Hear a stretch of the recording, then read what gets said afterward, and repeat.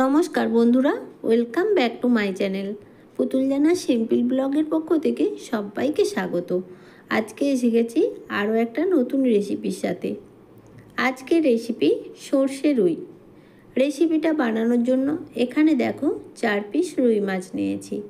যেহেতু বাড়িতে সদস্য সংখ্যা কম, তাই জন্য এখানে 4 পিস মাছ নিয়েছি। এখন মাছের মধ্যে দিয়ে দিলাম পরিমাণ মতো লবণ আর হলুদ। মাছটাকে হাত দিয়ে খুব ভালো করে মেখে নেব।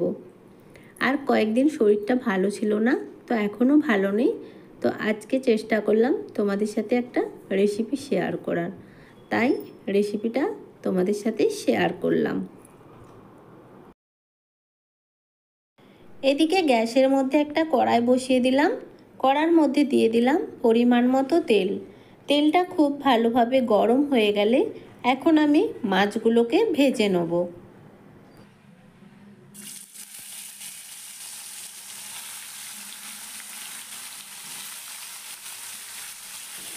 এদিকে মাছগুলো ভাজা হতে থাক, ততক্ষণে আমি একটা মশলা বানিয়ে নেব।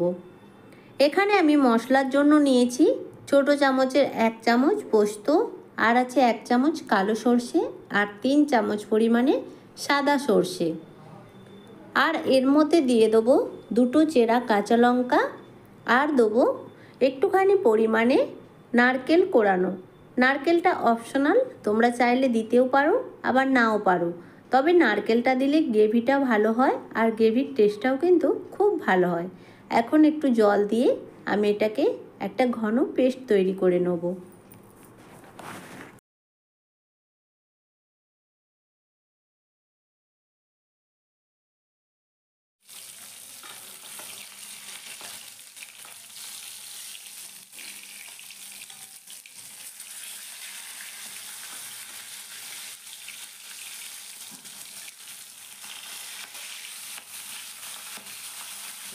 এদিকে দেখো মাছগুলো আমার খুব ভালো করে ভাজা হয়ে গেছে।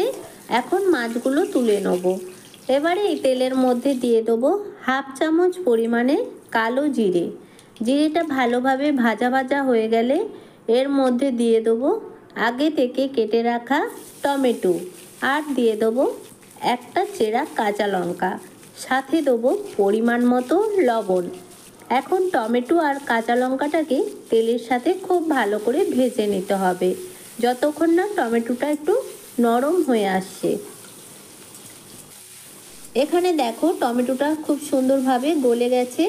এখন আমি এর মধ্যে দিয়ে দেবো 1/2 চামচ পরিমাণে হলুদের গুঁড়ো, আর দেবো 1 চামচ পরিমাণে লঙ্কার গুঁড়ো।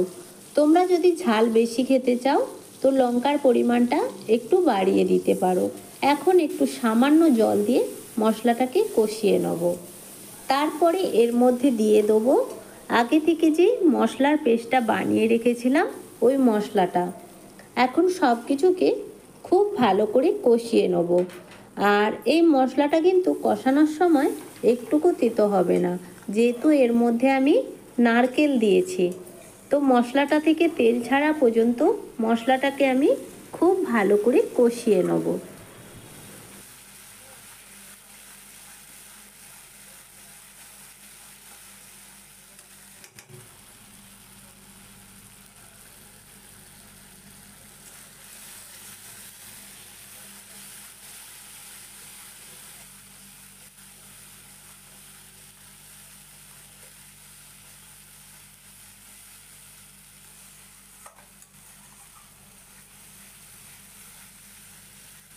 এখানে দেখো মশলাটা খুব ভালো করে কষিয়ে নিয়েছি, আর মশলা থেকে কত সুন্দর তেল ছেড়েছে। এখন আমি এর মধ্যে দিয়ে দেবো পরিমাণ মতো জল। জলটা খুব বেশি দেওয়ার দরকার নেই, যেহেতু এটা গ্রেভি হবে। আর ওপর থেকে দিয়ে দেবো কিছুটা পরিমাণে ধনেপাতা কুচি।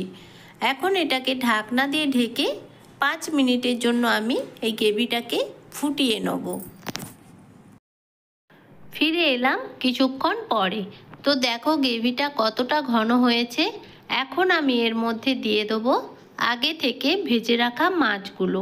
মাছগুলো দেওয়ার পরে গ্যাসের ফ্লেমটা মিডিয়াম করে এটাকে ঢাকনা দিয়ে ঢেকে আরও 5 মিনিটের জন্য আমি হতে দেবো। আর দেখবে এই রেসিপিটার ওপর থেকে কত সুন্দর তেল ছাড়বে, দেখতেও সুন্দর লাগবে আর খেতেও সুন্দর লাগবে। গরম ভাতের সাথে এরকম সর্ষে রুই থাকলে আর কিছুই লাগবে না। তো দেখো রেসিপিটা কতটা সুন্দর লাগছে। আর আজকের রেসিপি তোমাদের কেমন লাগলো অবশ্যই কিন্তু কমেন্টের মাধ্যমে জানাবে। তো একটা লাইক কমেন্ট শেয়ার করে দিও। তো আজকের মতো এখানেই টাটা। সবাই ভালো থেকো, সুস্থ থেকো।